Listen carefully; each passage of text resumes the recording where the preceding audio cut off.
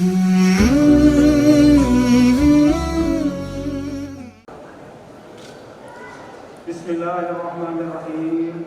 Bismillahirrahmanirrahim. Assalamualaikum warahmatullahi wabarakatuh. Alhamdulillah. Alhamdulillah hamdan hamidin hamdan syakirin. Wassalatu wassalamu ala sayyidil mursalin. Sayyidina wa maulana Muhammadin wa ala alihi wa sahbihi ajma'in, amma ba'du. Yang sama-sama kita hormati dan kita doakan, semoga menjadi pemimpin yang amanah, yang menunaikan hajat umat Bapak Gubernur dan Wakil Gubernur Provinsi Riau, beserta para pemimpin dari lembaga-lembaga pemerintahan, lembaga-lembaga negara, Bapak Danrem, Bapak Hakim Tinggi, Bapak-bapak para pimpinan instansi vertikal yang semuanya sesungguhnya adalah ulul amri, yang dalam ajaran Nabi yang mulia, Nabi besar Muhammad sallallahu alaihi wasallam kita doakan. Mudah-mudahan beliau-beliau ini semua jadi pemimpin-pemimpin yang takut kepada Allah dan cinta kepada rakyat dan umat. Amin. Para alim ulama yang saya hormati, guru-guru saya, senior-senior saya, para tuan guru, para asatidz, hafizahumullah wa akramakumullah. Yang saya muliakan dan saya cintai, bapak-bapak dan ibu-ibu semuanya, para hadirin dan hadirat sekalian, jamaah Masjid An-Nur dan jamaah Majelis Maulid Nabi besar Muhammad sallallahu alaihi wasallam. Allahumma rzuqna syafa'atahu yaumil qiyamah. Amin ya rabbal alamin. Ya Allah, benar-benar kita berdoa, ya Allah, ya Allah, karuniakanlah kami syafaat Nabi yang mulia, Nabi besar Muhammad sallallahu alaihi wasallam kelak di akhirat. Amin ya rabbal alamin. Alhamdulillah, pada malam hari ini saya Muhammad Zainal Masdi, saya senang dan bersyukur bisa duduk bermajlis bersama-sama memperingati Maulid Rasul dengan semua saudara-saudara saya, warga Riau, warga Pekanbaru, jamaah Masjid An-Nur. Alhamdulillah dalam keadaan sehat walafiat. Kenapa saya senang bapak-bapak saudara? Karena Maulid Nabi Sallallahu Alaihi Wasallam ini adalah sesuatu yang memang sangat istimewa. Coba kita renungkan, bapak-bapak, ibu. Kita renungkan dalam kita ke masjid. Kalau bukan karena Nabi, kita tidak tahu apa yang kita kerjakan di masjid ini. Nabi lah yang mengajarkan kita, bahkan mulai dari doa masuk masjid, supaya Allah bukakan pintu rahmatnya kepada kita. Lalu bagaimana cara kita beribadah, mengisi waktu kita di masjid. Di luar masjid juga demikian. Siapa? Coba bapak-bapak ibu renungkan betul-betul ya. Siapa yang memberikan kita tuntunan, mulai dari kita bangun tidur sampai kita akan tidur lagi. Kita masuk kamar mandi, diberitahu kita caranya. Kita membuang kotoran yang ada di badan kita, diberitahu kita caranya. Bahkan kita bergaul dengan pasangan istri kita, ke pasar, menunaikan hak dan kewajiban, bertransaksi, diajarkan oleh Rasul. Semua rangkaian waktu demi waktu, detik demi detik, masa demi masa dalam kehidupan kita itu tidak pernah sunyi dari hidayah Nabi yang mulia, Nabi besar Muhammad. Itulah sebabnya bapak-bapak, ibu, saudara-saudara, kata As-Sayyid Muhammad Amin Al-Qudri, fal qadru wal a'yad wal mi'raj min hasanatika allati bahartal ahli. Ada namanya Lailatul Qadar, ada namanya al-a'yad, semua hari raya. Lailatul Qadar itu dengan semua kemuliaannya, hari raya itu dengan semua kebahagiaannya, wal mi'raj, Isra dan Mi'raj dengan semua hikmah-hikmahnya, itu sampai kepada kita adalah melalui perantaraan Nabi besar Muhammad. Maka bapak-bapak dan ibu, saudara-saudara sekalian, yang pertama yang ingin saya sampaikan adalah mari kita tidak boleh putus untuk bersyukur kepada Allah mendapatkan karunia dan nikmat Nabi yang mulia, Nabi besar Muhammad. Kita syukur. Kalau saya misalnya pergi ke Pekanbaru, kalau saya berangkat ke Pekanbaru ini, mungkin bisa lebih dari 1 jalur. Ada banyak rute untuk sampai ke Pekanbaru. Ada rute yang misalnya kalau kita dari Jakarta kita bisa direct langsung ke Pekanbaru. Kalaupun mau muter lewat Surabaya, bisa kita muter lewat Surabaya. Kalaupun mau berjalan melalui jalur yang lain, mungkin masih ada jalur yang lain. Melalui Medan mungkin masuk jalur yang lain. Udara ada, darat ada, laut ada. Tapi kalau keselamatan menuju kepada Allah Subhanahu wa Ta'ala, supaya kita bisa sampai ke tujuan kita selamat dunia akhirat, maka setelah lahir Nabi Sallallahu Alaihi Wasallam cuma ada 1 jalur. Itulah namanya jalan Ad-Dinul Islami As-Siratul Mustaqim, jalan yang dibawa oleh Nabi besar Muhammad Sallallahu Alaihi Wasallam. Tidak ada lagi jalur yang lain setelah lahir beliau. Kalau sebelum beliau lahir itu ada beragam jalur, tapi setelah lahir Rasulullah Sallallahu Alaihi Wasallam cuma 1 jalurnya. Itulah jalur beliau. Syukur, alhamdulillah, Allah perkenankan kita untuk menempuh jalur itu. Alhamdulillah. Ini bapak-bapak dan ibu-ibu, ini bapak-bapak dan ibu-ibu, nikmat yang paling besar. Mendapatkan hidayah, mendapatkan hidayah. Alhamdulillah. Dengan hidayah ini, bapak-bapak ibu, coba dengarkan. Dengan hidayah ini, kita punya modal yang sama. Orang Riau kita ini jauh dari tempat Islam, tapi dengan hidayah ini kita punya modal yang sama dengan para sahabat Nabi dulu, punya modal yang sama dengan para ulama dulu. Apa modal yang sama itu? Modal yang sama itu adalah iman dan Islam. Ibaratnya kalau kita orang Indonesia ini, bapak-bapak ibu, ya, apa makanan kita yang paling pokok itu? Nasi. Makanan yang paling pokok itu nasi. Maka ibaratnya hidayah iman itu seperti nasi yang sudah ada di diri kita. Semua dapat. Sudah ada nasi. Sama diberikan. Sahabat dulu ibaratnya dapat sepiring nasi, yaitu iman Islam ini. Kita juga sekarang dapat sepiring nasi yang sama. Berasnya sama, nasinya sama. Cuman memang lauknya beda-beda. Nah, itulah tantangan. Ibaratnya setelah ada hidayah iman Islam itu, mari kita lengkapi dia dengan ilmu, dengan amal, dengan akhlak.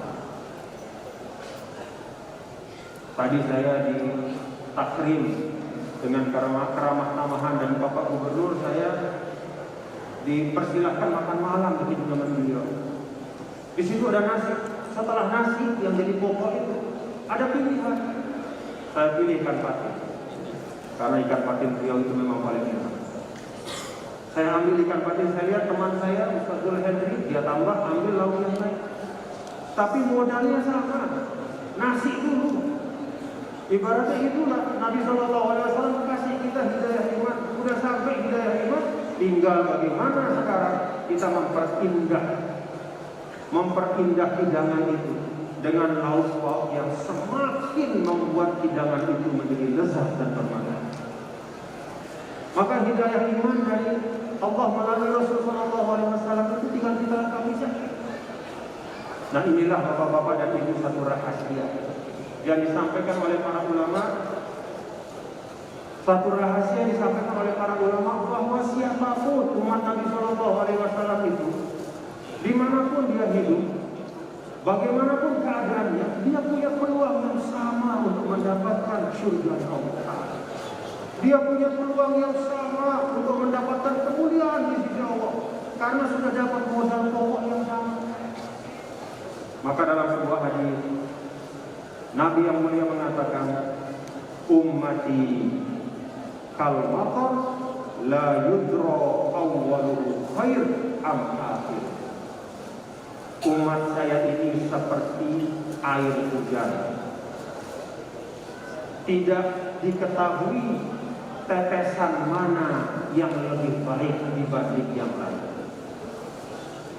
Kalau hujan turun, bapak-bapak ibu, ini kalau saya tanya bapak-bapak ibu, kalau hujan turun hujan, kemudian hujan lama, hujan lebat, apa segala macam, terus kemudian padi itu mulai tumbuh, tunas itu mulai keluar dari tanah. Kalau saya tanya, tetesan yang mana yang menumbuhkan tunas itu? Tetesan yang mana bapak-bapak? Tetesan yang pertama kah? Atau tetesan yang kedua kah? Atau tetesan yang ketiga kah? Atau tetesan yang ke-1000? Wallahu a'lam. Karena semuanya menyampur, semuanya turun, tetesan demi tetesan, sehingga keseluruhannya itulah yang kemudian menumbuhkan tumbuhan yang bermanfaat. Itulah umatku, kata Nabi besar Muhammad SAW. Maka kalau kita sekarang 1443 Hijriah, artinya kalau Nabi wafat pada tahun 10 Hijriah, artinya 1433 Hijriah. 1433 Hijriah, Nabi telah meninggalkan kita. Sudah hampir 1500 tahun jaraknya. Tapi walaupun demikian bapak-bapak dan ibu, walaupun sudah lebih dari 1000 tahun kita terpisah dengan Rasul Sallallahu Alaihi Wasallam, tapi kita tetap mampu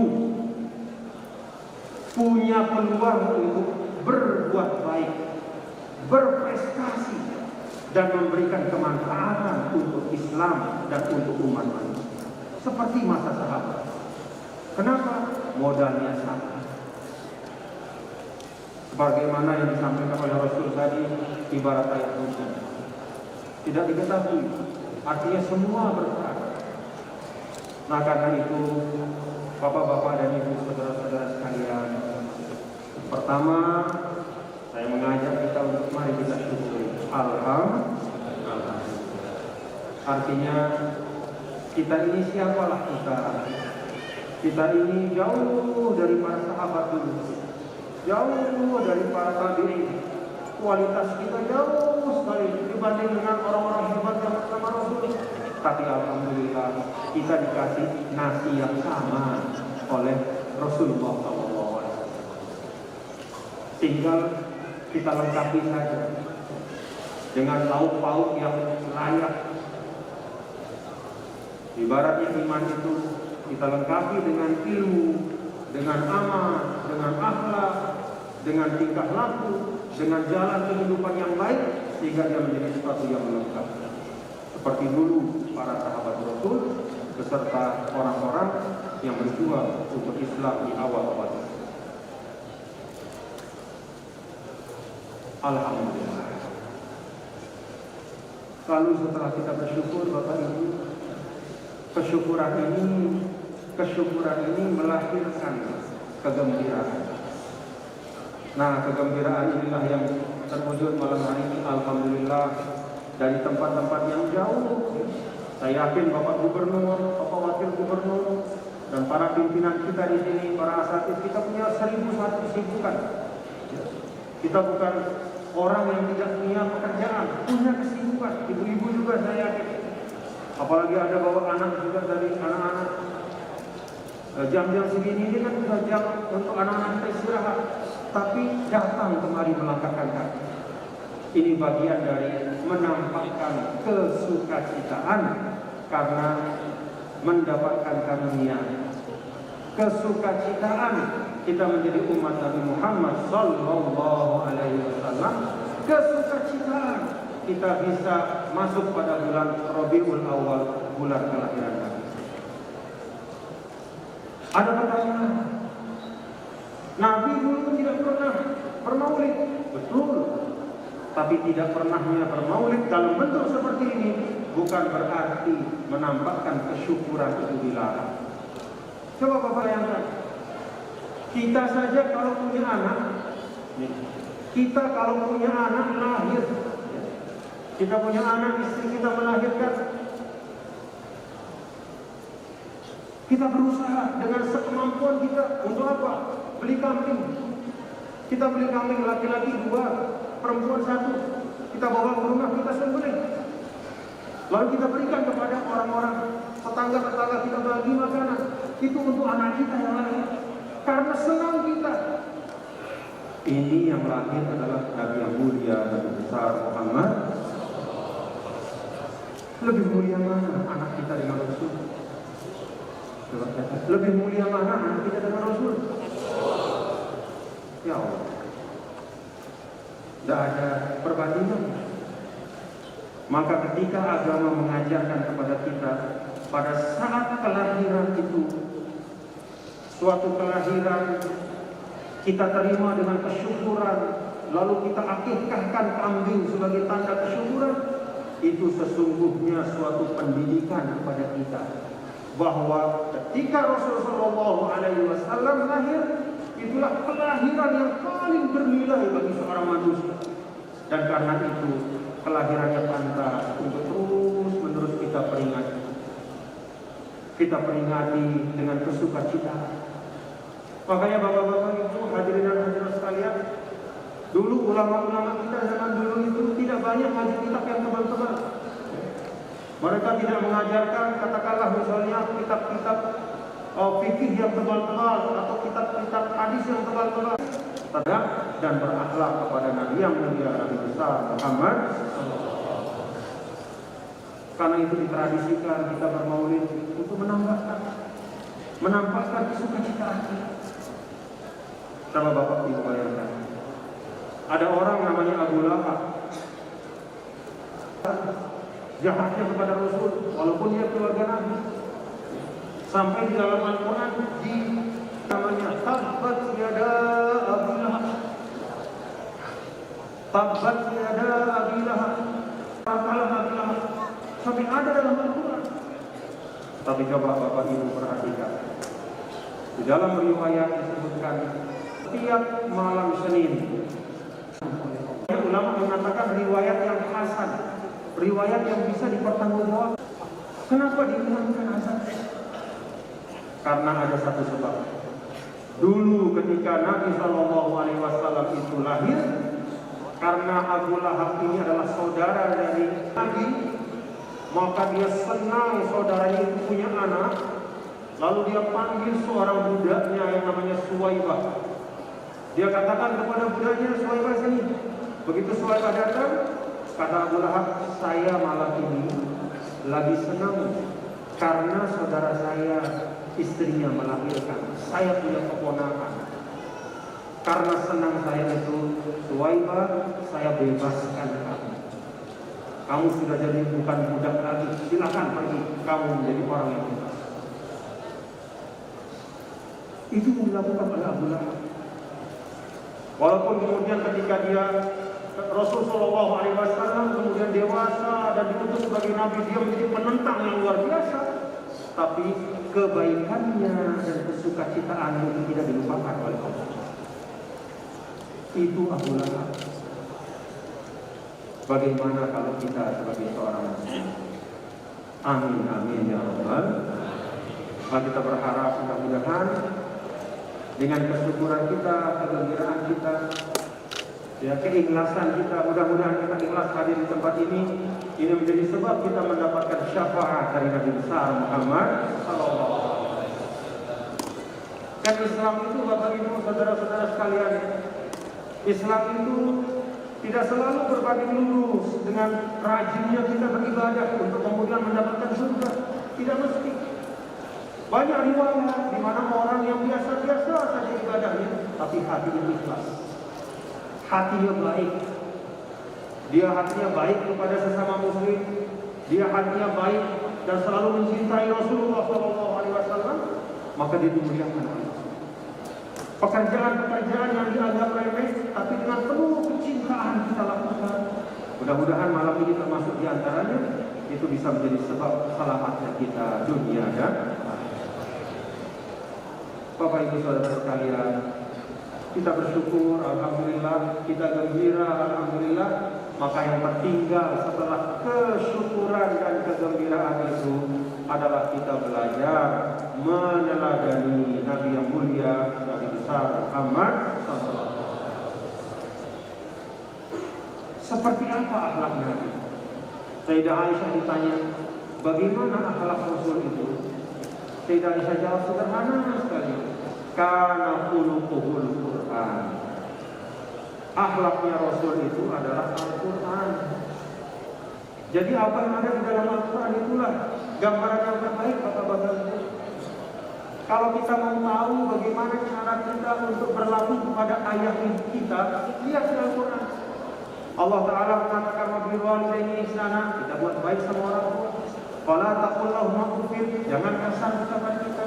Waqfid lahum janahal dzulli, jangan sombong walaupun kita misalnya sudah kaya, sudah jadi pejabat, sudah jadi orang pintar. Itulah akhlak Rasul. Bagaimana akhlak Nabi kepada orang lain, apalagi kepada sahabatnya. Rasul sallallahu alaihi wasallam yang mengamalkan tuntunan Al-Qur'an. Wala tajassasu wala yaghtab ba'dukum ba'dhan.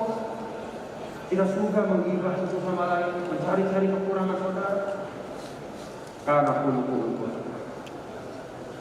Jadi Bapak Ibu Saudara sekalian, kalau kita ingin belajar tentang akhlak Nabi yang mulia, bukalah Al-Quran.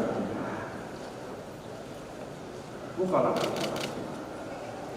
Kita baca dengan kesungguhan, ayat demi ayat. Insya Allah kita akan jumpa dengan akhlak Rasul dalam Al-Quran. Nabi SAW ini dalam konteks bermasyarakat, Bapak-bapak Ibu Saudara sekalian, bagi kita yang kadang-kadang merasa bahwa ini dunia kayak begini sekarang, ini masyarakat ini banyak sekali kejadian-kejadian, kemaksiatan, hal-hal yang tidak baik yang terjadi di tengah masyarakat. Bagaimana saya mesti menyikapinya? Mari kita lihat Rasul sallallahu alaihi wasallam di dalam Al-Qur'an. Dalam bahasa Allah Ta'ala, laqad ja'akum rasulun min anfusikum. Kata min anfusikum itu kata para ulama, salah satu maknanya adalah bahwa Nabi selalu bersama dengan masyarakatnya, tidak pernah meninggalkan tanggung jawab terhadap masyarakat. Tidak pernah lari dari masalah-masalah yang ada di tengah masyarakat. Dulu pada saat beliau di Mekah, di sekeliling Ka'bah itu penuh ratusan patung dan berhala, tapi Nabi tetap sholat di situ. Jadi Nabi tetap sholat, tetap menunjukkan tauhidnya, walaupun di situ ada ratusan berhala. Nabi tidak menunggu Ka'bah itu harus bersih dulu, baru kemudian beribadah di situ. Walaupun dalam situasi luar biasa di Mekah pada waktu itu, beliau istiqomah untuk menunaikan apa.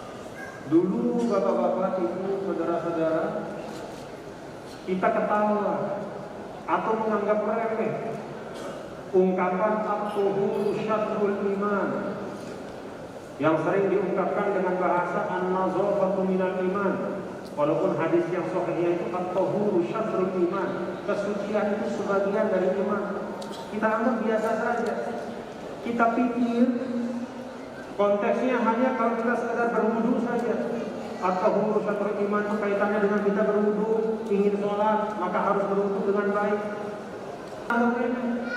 Ternyata sekarang terbukti bahwa pola hidup yang sehat, cuci tangan dengan baik, menjaga kebersihan itu menjadi sebaik-baik ikhtiar yang melindungi kita dari kita. Jadi setelah 1000-an tahun perkembangan teknologi ternyata kembali kepada apa yang Rasul sampaikan, bahwa kebersihan diri itu adalah pangkal dari keselamatan kita. Dan banyak lagi hadis-hadis Rasulullah SAW yang semakin lama semakin nyata kebenaran.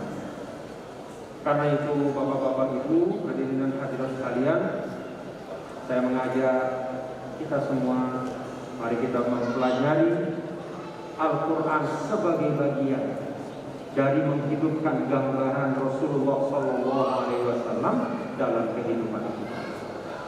Insya Allah kalau ini kita lakukan, anak-anak kita didik untuk mencintai Al-Quran, itu artinya kita mendidik dia untuk dekat kepada Rasulullah SAW. Dan tidak usah atau tidak perlu yang sulit-sulit Bapak Ibu di dalam kita mengamalkan atau meneladani Rasulullah SAW, karena Nabi memang tidak pernah ingin menyulitkan umatnya. Jangankan umatnya, musuhnya pun tidak mau dipersulit sama Nabi. Coba kita lihat pada saat Fathu Makkah, ketika semua orang dikumpulkan, orang-orang yang dulu menjahati Nabi, yang luar biasa kejam bengisnya kepada Nabi. Nabi sederhana saja, izhabu wa antum khulafah. Bapak-bapak, ibu-ibu, hari ini saya maafkan ya, pulang ke rumah. Tidak ada nama balas dendam hari ini. Itu kepada musuh, kepada orang yang berbeda. Dulu dikisahkan ada delegasi orang-orang Kristen datang ke Madinah dari Najran. Ketika datang ke Madinah itu, mereka sampai di Madinah, tiba-tiba asar pada hari itu mereka harus beribadah. Mereka harus beribadah. Maka kemudian mereka mulai ibadahnya di masjid Nabi. Sahabat kami ada yang melarang, Nabi ingatkan, biarkan. Lalu diberikanlah ruang oleh Rasul, mereka melaksanakan ibadah mereka di masjid Nabi besar Muhammad di Madinah. Itu ada di Sahih Bukhari, hadisnya sahih. Artinya apa? Nabi tidak pernah menyulitkan siapapun. Musuh-musuhnya, orang yang berbeda dengan beliau, apalagi kepada kita umatnya. Karena itu hidayah dari Nabi SAW itu semua mengandung kemudahan dan kelapangan. Dulu dikisahkan pada saat beliau sampai di Madinah itu 6 bulan beliau keliling dari gang ke gang. Madinah itu kan semacam desa, rumahnya itu ada gang-gangnya, ada kelompok-kelompoknya. Nabi jalan sebelum subuh dari rumah ke rumah menyampaikan 4 hal. Apa yang beliau sampaikan? Afsus salam, at'imut ta'am, wasilul arham, wasallu bil lail wan nasu niyam. Bapak-bapak, ibu-ibu, afsus salam, ucapkanlah salam sebanyak-banyaknya, tebarkan kedamaian, jangan menebarkan permusuhan. Yang kedua, wa at'imut ta'am, siapa yang punya kelebihan rezeki, berbagilah kepada tetangga dan sahabat. Lalu yang ketiga, wasilul arham, sambung silaturahim. Lalu yang keempat, kalau sehat, kalau mampu, malam-malam bangunlah sholat malam pada saat orang lain sedang tidur. Itu 6 bulan Nabi hanya menyampaikan itu keliling dari jalan-jalan di gang di kota Madinah untuk membangun akhlaknya. Jadi Islam itu bukan sesuatu yang rumit. Islam itu bukan sesuatu yang sulit. Islam itu sangat mudah kita amalkan apabila ada kerendahan hati dan keikhlasan kita untuk mengamalkan. Afsus salam, at'imus ta'am wasilul arham wassallu bil lail wan nasu. Nah, dengan hadis Rasulullah SAW ini saya tutup penyampaian saya dengan harapan mari kita amalkan sesuatu yang sederhana, tapi kalau terus kita amalkan sebagaimana Nabi mengamalkannya berbulan-bulan berdiri setiap malam, tebarkan pergaulan, berbagilah rezeki apabila ada kelebihan, sambung silaturahim, dan jangan lupa tawajuh kepada Tuhanmu minimal 2 rakaat di tengah malam. Itu sumber keberkahan. Terima kasih. Allahumma taqabbal hadi ila sabilir rasyad. Rabbana taqabbal minna innaka antas samiul alim wa 'alaina innaka antat tawwabur rahim. Rabbana atina min ladunka rahmah wa hayyi' lana min amrina rashada. Sallallahu alaihi ala sayyidina Maulana Muhammad wa ala alihi wa sahbihi walhamdulillahi rabbil alamin. Terima kasih. Assalamualaikum warahmatullahi wabarakatuh. Waalaikumsalam warahmatullahi wabarakatuh. Terima kasih kita ucapkan kepada para Ustaz Dr. Haji Tuan Guru Bajang Ahmad Zainul Masjid dan CMA yang telah memberikan kita ilmu sekali